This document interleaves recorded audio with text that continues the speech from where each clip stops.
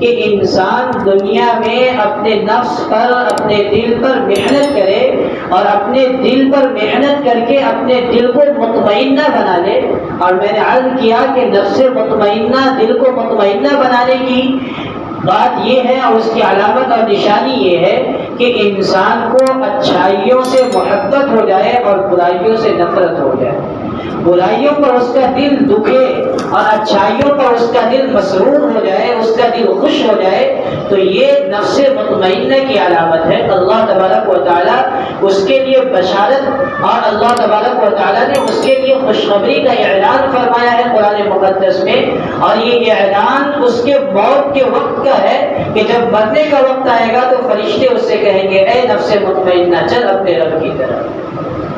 تو یہ اللہ تبارک و تعالیٰ نے جو میں نے بات شروع میں عرض کی ہے کہ اللہ تبارک و تعالیٰ نے ہمارے نفس کی جو یہ حالتیں بنائی ہے اس پر ہمیں محنت کرنا اور ہمیں کوشش کرنا چاہیے. ہمارے اندر اچھائی اور برائی دونوں کا مادہ ہے. اللہ تبارک و تعالیٰ نے ہمیں اور آپ کو کسی ایسے کام کا مکلف نہیں بنایا جس کام کو ہم نہیں کر سکتے. 5 وقت کی نماز کا حکم دیا ہے تو ہم نماز ادا کر سکتے ہیں، اس لیے اللہ تبارک و تعالیٰ نے 5 وقت کی نمازوں کا حکم دیا. اگر ہماری طاقت سے باہر کی چیز ہوتی تو اللہ تبارک و تعالیٰ نماز کا 5 وقت کا حکم دیتے ہی نہیں، 2 وقت پڑھوا دیتے کہ فجر ادا کر لو اور مغرب کی نماز ادا کر لو. ہمارے اندر استطاعت ہے، ہمارے اندر صلاحیت ہے، ہمارے اندر طاقت ہے کہ ہم 5 وقت کی نمازوں کو ادا کر سکتے ہیں. اس لیے اللہ تبارک و تعالیٰ نے ہمیں ہمارے اوپر 5 وقت کی نمازوں کو فرض کیا ہے. ہمارے اندر استطاعت ہے کہ ہم روزہ رکھ سکتے ہیں، اس لیے اللہ تبارک و تعالیٰ نے مہینے بھر کے روزے کو فرض کیا ہے. ہمارے اندر استطاعت ہے کہ ہم زکوٰۃ دے سکتے ہیں، اس لیے اللہ تبارک و تعالیٰ نے مالداروں کے اوپر زکوٰۃ کو فرض قرار دی ہے. ہمارے اندر استطاعت ہے کہ ہم زندگی میں ایک بار حج کر سکتے ہیں، اس لیے اللہ تبارک و تعالیٰ نے زندگی میں مالداروں کے اوپر ایک مرتبہ حج کو فرض قرار دیا ہے. تو اللہ تبارک و تعالیٰ نے ہمیں نفس کو سدھارنے کا، نفس کو اچھا کرنے کا، نفس کو عمدہ کرنے کا حکم اس لیے دیا ہے کہ ہمارے اندر استطاعت ہے، ہمارے اندر طاقت ہے کہ ہم اپنے نفس کو نفس مطمئنہ بنائیں، اپنے نفس کو عمدہ بنائیں. ذرا غور کریں کہ انسان جب اس دنیا میں آتا ہے، پیدا ہوتا ہے تو کچھ لے کر کے نہیں آتا. اس کے پاس اپنا کچھ بھی نہیں ہوتا، نہ اپنا لباس ہوتا ہے، نہ اپنا مکان ہوتا ہے، نہ اس کے پاس عقل اور ہوش ہے کہ کوئی بات سمجھ سکے اور کسی کو اپنی بات سمجھا سکے، نہ اس کے پاس زبان کے اندر طاقت ہے، نہ اس کے بدن کے اندر طاقت ہے کہ اپنے بدن کو لے کر کے چل سکے، ہاتھ کو اٹھا سکے، پاؤں کو لے کر کے چل سکے. کوئی چیز انسان جب پیدا ہوتا ہے لے کر کے نہیں آتا. نہ لباس اپنا ہے، نہ مکان اپنا ہے، نہ جسم کے اندر طاقت ہے، نہ دماغ کے اندر سمجھ بوجھ ہے، نہ زبان کے اندر بولنے کی صلاحیت ہے، نہ منہ کے اندر دانت، کچھ بھی نہیں ہے. اللہ تبارک و تعالیٰ انسان کو اس دنیا میں اس حال میں لاتے ہیں. ہم غور کریں. پھر اللہ تبارک و تعالیٰ کی تمام نعمتوں کو آگے بڑھاتے ہیں، دھیرے دھیرے نعمتوں کے اندر ترقی دیتے ہیں. اور یہ بات بھی غور کرنے کے قابل ہے کہ جب بچہ چھوٹا ہوتا ہے اس کے پاس کچھ بھی نہیں ہے، کوئی طاقت بھی نہیں ہے، لیکن ایک چیز ہے جس سے وہ اپنے تمام کاموں کو بنوا لیتا ہے. صرف ایک چیز ہے اور وہ ہے رونا. اگر اسے بھوک لگتی ہے تب بھی روتا ہے، اگر اسے کان میں درد ہے جب بھی روئے گا، اور اسے پیٹ میں درد ہے جب بھی روئے گا، اس نے نجاست کر دی ہے، گندگی کر دی ہے تب بھی روئے گا. اور ایک رونے سے اس کے ماں باپ سمجھ جائیں گے کہ بچے کو کیا تکلیف ہے، اور ماں باپ تکوینی طور پر اس بچے کی اس تکلیف کو دور کرنے کی کوشش کریں گے. ماں بچہ بیمار ہو اور ماں دوائی نہ لا کر کے دے، ایسا ناممکن ہے. پیسے نہیں ہوں گے وہ کسی سے مانگے گی، کسی سے قرض لے گی، کہیں کام کرے گی، کہیں سے جا کر کے انتظام کرے گی، لیکن بچے کے لیے ماں کوشش کر کے دوائی کا انتظام کرے گی. بچہ بیمار ہے اور ماں سو جائے، ایسا نہیں ہوتا ہے. ماں بچے کے لیے رات بھر جاگے گی، بچے کو سوکھی جگہ پر لٹائے گی اور خود گیلی جگہ پر لیٹ جائے گی. یہ تمام تکلیفوں کو ماں تکوینی طور پر برداشت کرتی ہے. اللہ نے ماں کے دل کو ایسا بنا ہی دی ہے. بچہ رویا ماں سو نہیں سکتی، بچہ رویا ماں سو نہیں سکتی، بچہ کوئی بھی تکلیف میں ہو، ماں کو نیند نہیں آئے گی، ماں کھانا نہیں کھائے گی، ماں پیے گی نہیں، پہلے بچے کے تکلیف کو دور کرنے کی کوشش کرے گی۔ تو ہم جب پیدا ہوتے ہیں، چھوٹے سے ہوتے ہیں، ہمارے پاس اپنا کچھ بھی نہیں ہوتا، نہ لباس اپنا، نہ مکان اپنا، نہ طاقت ہاتھ کے اندر، نہ پاؤں کے اندر، نہ بدن کے اندر، نہ زبان کے اندر، کوئی طاقت نہیں ہے، صرف ہم رو رہے ہیں اور اللہ تبارک و تعالی ہمارے تمام کاموں کو بنا رہے ہیں۔ بزرگوں نے نقطہ لکھا ہے کہ بچہ جب بچہ ہوتا ہے اور روتا ہے تو رونے کی ادا پر اللہ تبارک و تعالیٰ اس کے ماں باپ کے اور اس کے رشتہ داروں کے ذریعے سے اس کے تمام کام کو بنواتے ہیں۔ بڑا ہو کر انسان اللہ کے سامنے رونا بھول جاتا ہے، اس لیے اللہ تبارک و تعالیٰ اس کے کاموں کو اٹکا دیتے، کاموں کو الجھا دیتے۔ انسان جب بڑا ہو جاتا ہے تو جس کثرت کے ساتھ وہ بچپن میں رویا کرتا تھا اپنی ضرورتوں کو پوری کروانے کے لیے اپنے ماں باپ کے سامنے، اس کا عشر عشیر بھی، 100واں حصہ بھی انسان بڑا ہونے کے بعد روتا نہیں ہے۔ یہ ہم لوگوں کی غفلت ہے۔ اللہ تبارک و تعالیٰ یہ بات بھی ہمیں سمجھنے کی توفیق نصیب فرمائے کہ اللہ کے سامنے رونا، اللہ کے سامنے گر گرانا اور اللہ کے سامنے اپنی ضرورتوں کو رکھ کر کے اللہ سے سوال کرنا، یہ اللہ کو پسند ہے۔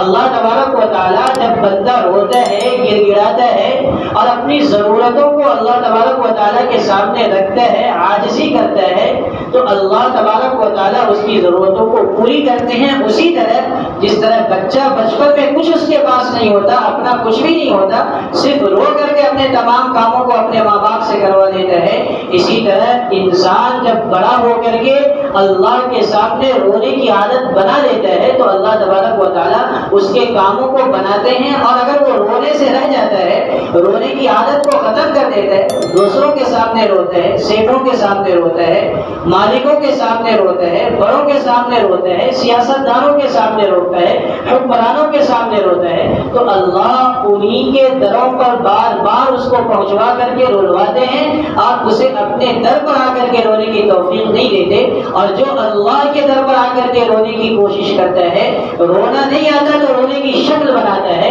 اللہ تبارک و تعالیٰ اس کو کئی جگہ رونے سے بچا دیتے۔ بہرحال بات میں یاد کر رہا تھا کہ ہم غور کریں کہ جب بچہ پیدا ہوتا ہے تو اس کے پاس کچھ بھی نہیں ہے، لیکن اللہ تبارک و تعالیٰ ایک رونے کی وجہ سے اس کی تمام ضرورتوں کو پوری فرماتے ہیں۔ پھر آہستہ آہستہ وہ بچہ بڑا ہو رہا ہے، بڑا ہونے کے ساتھ ساتھ اس کی طاقتیں بڑھ رہی ہیں، اس کی صلاحیتیں بڑھ رہی ہیں۔ وہ پہلے چلتا نہیں تھا، اب چلے گا۔ وہ پہلے کسی چیز کو اٹھا نہیں سکتا تھا، اب اٹھا لے گا۔ وہ پہلے اپنے دماغ کو استعمال کر کے کسی چیز کا فیصلہ نہیں کر سکتا تھا، اب فیصلہ کرے گا۔ پہلے اپنی زبان سے کوئی بات بول نہیں سکتا تھا، اب وہ بولے گا۔ پہلے وہ کسی چیز کو کاٹ کر کے کھا نہیں سکتا تھا، اب اللہ نے دانت عنایت فرما دی ہے، اب وہ دانت کا استعمال کر کے چیزوں کو کاٹے گا۔ سب چیزیں اللہ تبارک و تعالیٰ بڑھاتے ہیں، بڑھاتے ہیں، نعمتوں کو اللہ تبارک و تعالیٰ بڑھاتے رہتے ہیں، بڑھاتے رہتے ہیں، یہاں تک کہ نعمتیں اپنے انتہا کو پہنچ جاتی ہیں۔ حضرت یوسف علیہ السلام کے بارے میں اللہ نے قرآن میں فرمایا کہ وَلَمَّا بَلَغَ أَشُدَّهُ آتَيْنَاهُ حُكْمًا وَعِلْمًا، کہ جب یوسف علیہ السلام جوانی کی عمر کو پہنچ گئے تو ہم نے اس کو حکمت بھی عنایت فرمائی اور ہم نے اسے علم بھی عنایت فرمائی، طاقت بھی عنایت فرمائی، سب کچھ یوسف علیہ السلام کو عطا فرمایا، بادشاہت بھی دے دی۔ تو ہر انسان کی یہی کہانی ہے، ہر انسان کا یہی قصہ ہے کہ بچپن میں اس کے پاس اپنا کچھ نہیں ہوتا، جب بڑا ہو جاتا ہے تو اللہ سب دیتے ہیں۔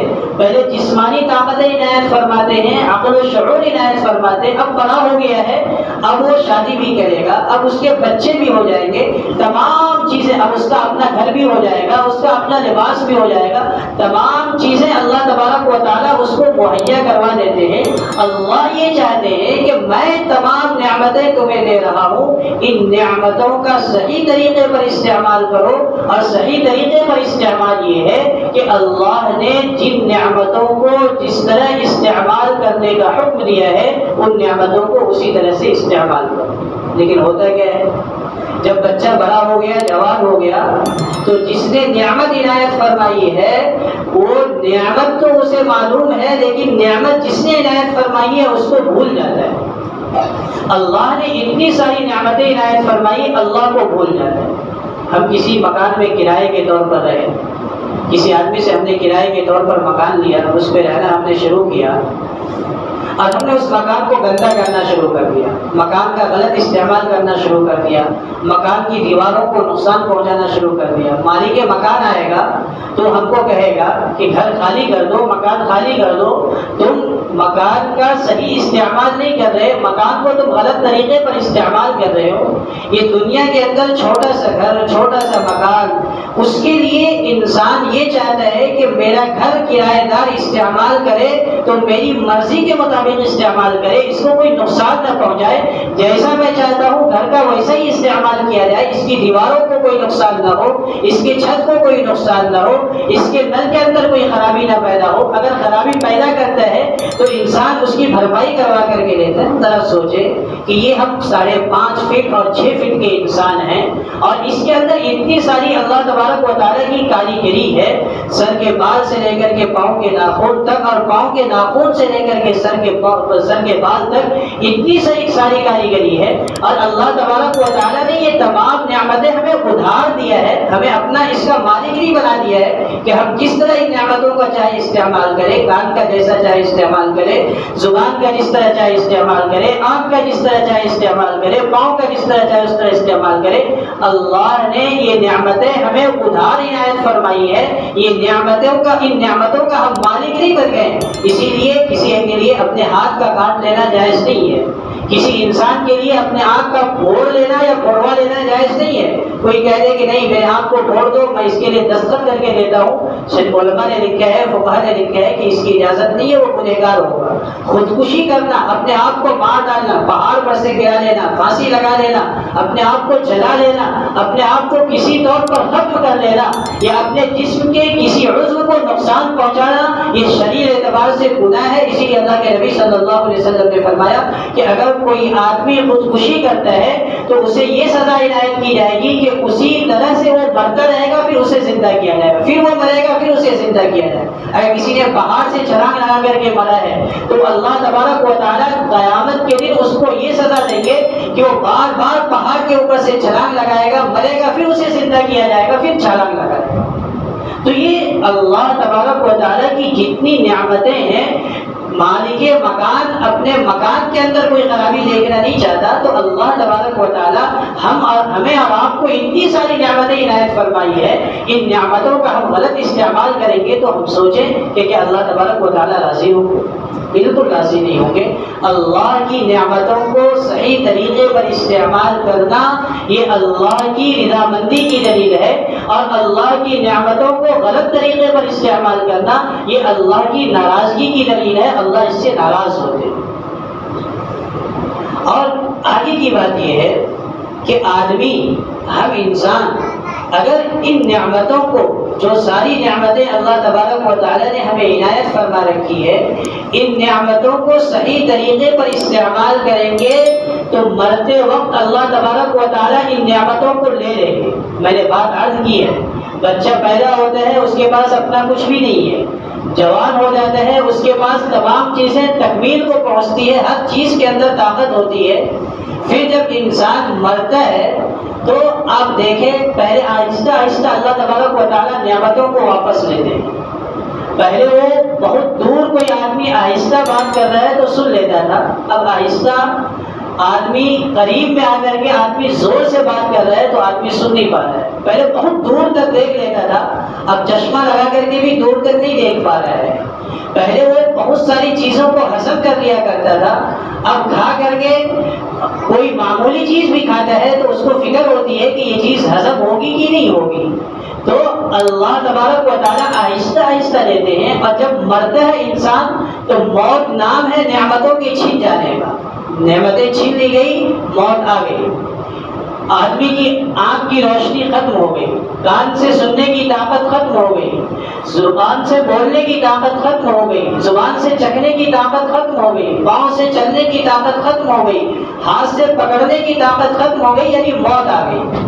تو اللہ تبارک و تعالیٰ کی اس نظام کو ہم سمجھیں، اس سسٹم کو سمجھیں کہ اللہ آہستہ آہستہ نعمتیں عنایت فرماتے ہیں، پھر اس کو بہت عروج عنایت فرماتے ہیں، پھر آہستہ آہستہ نعمتوں کو زوال آتا ہے، اور پھر موت کے وقت تمام نعمتیں اللہ تبارک و تعالیٰ چھین لیتے ہیں۔ اب آگے کیا ہوگا؟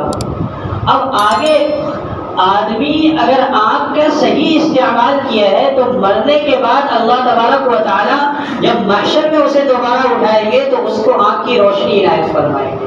فرمایا وجوہ یومئذ ناظرہ الی ربها ناظرہ کہ کل قیامت کے دن چند چہرے ایسے ہوں گے، بہت سے چہرے ایسے ہوں گے جو تر و تازہ ہوں گے، اپنے رب کی طرف دیکھ رہے ہوں گے.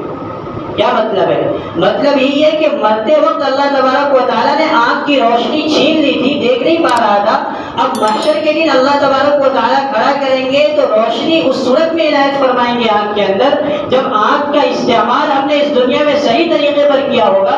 اگر ہم نے آنکھ کا استعمال اس دنیا میں صحیح طریقے پر نہیں کیا ہے تو فرمایا کل قیامت کے دن من کان فی هذه اعمی فهو فی الاخرۃ اعمی واضل سبیلا، جو اس دنیا میں اندھا بن کی زندگی گزارا یعنی اللہ کے حکموں کو نہیں مانا، فهو فی الاخرۃ اعمی، تو آخرت میں بھی اندھا بنا کر کے اٹھایا جائے گا. آنکھوں کی روشنی اللہ تبارک و تعالیٰ واپس نہیں دے گی. یہ اللہ کا دستور ہے، اسے سمجھیں.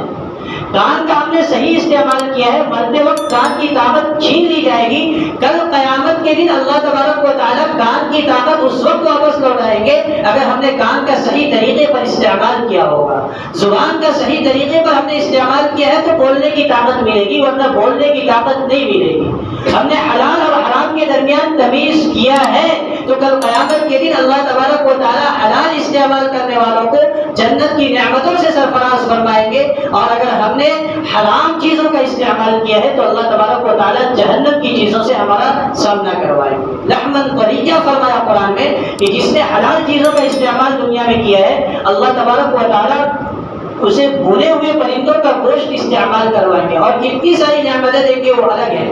لیکن اگر کسی نے حرام چیزوں کا استعمال کیا ہے تو فرمایا اللہ تبارک و تعالیٰ نے کہ اس کو زقوم کا درخت سے پلایا جائے گا.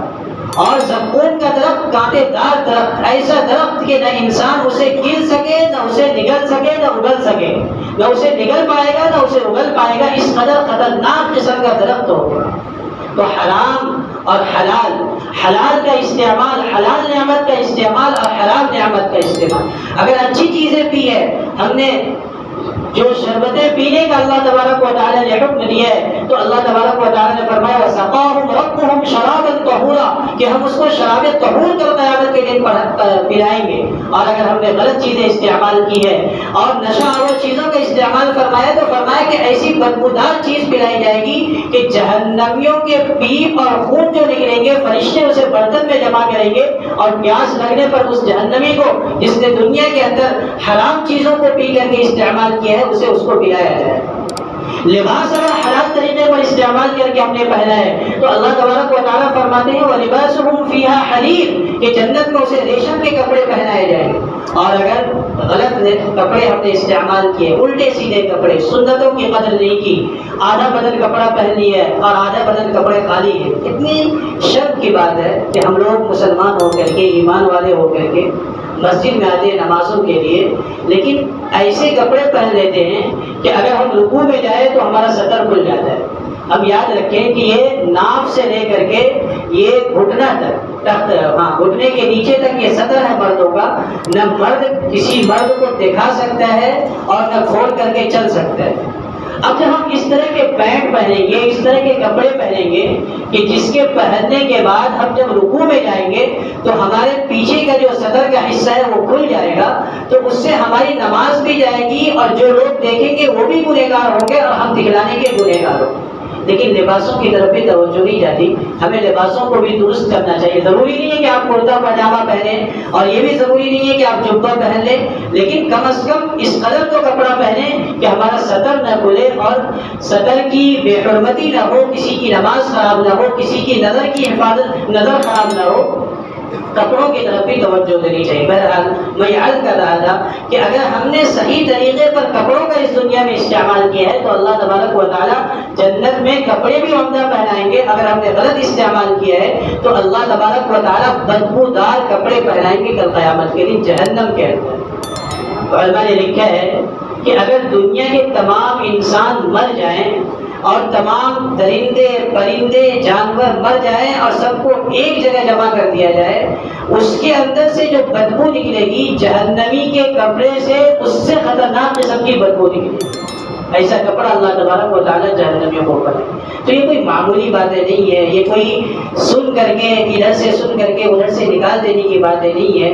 میں یہ بات عرض کرنے جا رہا تھا، شروع میں نے بات یہاں سے کی تھی کہ اللہ تبارک و تعالیٰ نے ہمارے نفس کو اصلاح کرنے کے لیے، نفس کو درست کرنے کے لیے ہمیں اختیار دے رکھی ہے۔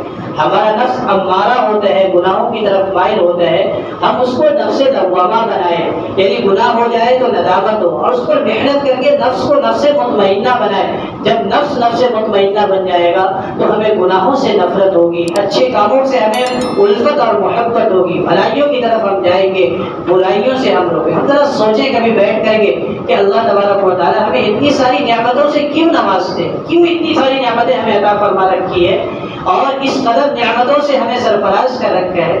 ہم اپنے جانور کو چارہ دیتے ہیں تو بھی اس سے کچھ نہ کچھ امید رکھتے ہیں کہ جانور سے ہم دودھ لیں گے، جانور کے اوپر سواری کریں گے۔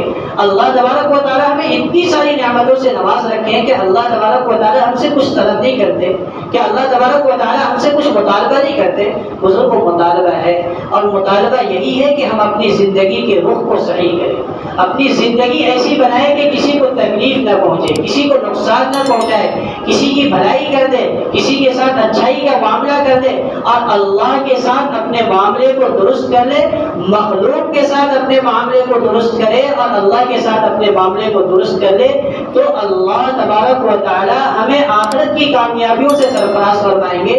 اور اس قدر باتیں کرنے کا، اور اس قدر بیٹھنے کا، اور اس قدر وقت لگانے کا، اور یہ تمام باتیں کہنے اور سننے کا مقصد ہی بزرگوں یہی ہے کہ ہماری زندگی کا رخ صحیح ہو جائے، کبھی ہم اپنے آپ سے مطمئن نہ ہو جائے، ہمیشہ مرنے کے بعد اور مرنے کے وقت کی فکر ہونی چاہیے۔ حضرت ابو ہریرہ رضی اللہ تعالیٰ عنہ دعا مانگا کرتے تھے، اللہم انی اعوذ بک ان ازنی واسرق، اے اللہ میں آپ سے پناہ مانگتا ہوں اس بات سے کہ میں زنا کروں اور چوری کروں۔ بڑھاپے کی عمر میں کتنے جلیل القدر صحابی ہیں، سب سے زیادہ حدیثیں روایت کرنے والے۔ آپ کوئی بھی حدیث کی کتاب کو پڑھیں تو آپ دیکھیں گے کہ حضرت ابو ہریرہ نے بیان فرمایا، حضرت ابو ہریرہ نے بیان فرمایا۔ اتنے جلیل القدر صحابی اور ایسے صحابی وہ بڑھاپے کی عمر میں دعا مانگا کرتے تھے کہ مولا کریم مجھے بدکاری سے بچائیے، مجھے چوری سے بچائیے۔ کسی نے سن لیا، پوچھا آپ اللہ کے نبی کے صحابی ہیں، اس قدر کثرت سے حدیثیں روایت کرتے ہیں، آپ کے بال سفید ہو چکے ہیں، بوڑھے ہو چکے ہیں، تو بوڑھے میں آدمی عام طور پر زنا کہاں کرتا، چوری کہاں کرتا؟ انہوں نے کہا کہ ہاں میں سمجھتا ہوں، لیکن مجھے یہ بھی بات معلوم ہے کہ وہ ابلیس زندہ ہے، اور جب تک ابلیس زندہ ہو ابو ہریرہ مطمئن نہیں رہ سکتا۔ کب ابلیس مجھے بہکا دے گا اور کب گناہ میں ملوث کر دے گا، اس کا مجھے کوئی بھروسہ نہیں۔ اس لیے میں اللہ تبارک و تعالیٰ سے ہمیشہ اس بات کی دعا مانگا کرتا ہوں کہ رب کریم مجھے زنا سے بچا اور مجھے چوری سے بچا۔ بھروسہ کچھ نہیں، نفس امارہ کا ہے ظاہر، یہ فرشتہ بھی ہو جائے تو اس سے بدگمان رہنا۔ بھروسہ کچھ نہیں، نفس امارہ کا ہے ظاہر، فرشتہ بھی اگر یہ ہو جائے تو اس سے بدگمان رہنا۔ نفس جو ہمارا ہے، نفس امارہ جو ہے، یہ ہمیں کب بہکا دے، کب برائی میں ملوث کر دے اور کب راہ راست سے ہٹا دے، اس کا کوئی ٹھکانہ نہیں۔ اس لیے ہمیشہ اپنے نفس کی نگرانی کرنا، اپنے دل کی نگرانی کرنا، اپنے اعمال کی نگرانی کرنا، اور یہ سوچنا کہ کس طرح میری زندگی اچھی گزر جائے، اور صدق مقال ہو یعنی اچھی باتیں ہو، اور اسی طرح رزق حلال ہو، حلال کھانا ہو، اور مداومت اعمال ہو۔ یہ تین کام ہم کر لیں، صدق کلام، بات جب ہم کریں، صدق مقال، بات کریں تو صحیح بات کریں، جھوٹ نہ بولے، غلط نہ بولے۔ اسی طرح رزق حلال کا اہتمام ہو، اور تیسرا کام یہ کرے کہ اعمال، مداومت اعمال، ہم جو اچھے کام کر رہے ہیں کم کریں لیکن مداومت کے ساتھ کریں، ہمیشہ کریں۔ اگر یہ تین کام ہم کرتے ہیں تو انشاءاللہ آخرت میں ہم سب کے لیے اللہ تبارک و تعالی آسانیاں پیدا فرما دیں گے، اور جس کے لیے ہماری کوششیں زندگی بھر کی ہے اس کوشش میں ہم کامیاب ہو جائیں گے۔ اللہ تبارک و تعالی ہمیں ان سب باتوں کو سمجھ کر کے اپنی آخرت کی فکر کرنے کی، اپنے نفس کی اصلاح کرنے کی، اور ہر وقت متفکر رہنے کی توفیق نصیب فرمائے۔ اور جب تک ہم موت کے حوالے نہ ہو جائے، اللہ کے حوالے نہ ہو جائے، اس وقت تک اعمال پر مداومت کرتے رہے، سچائی کے ساتھ رہے، سچی باتیں کرتے رہے، اور حلال رزق کو اختیار کرے۔ اللہ تبارک و تعالی ان چیزوں کی مجھے بھی اور آپ تمام حضرات کو بھی توفیق نصیب فرمائے۔ وآخر دعوانا الحمد للہ رب العالمین۔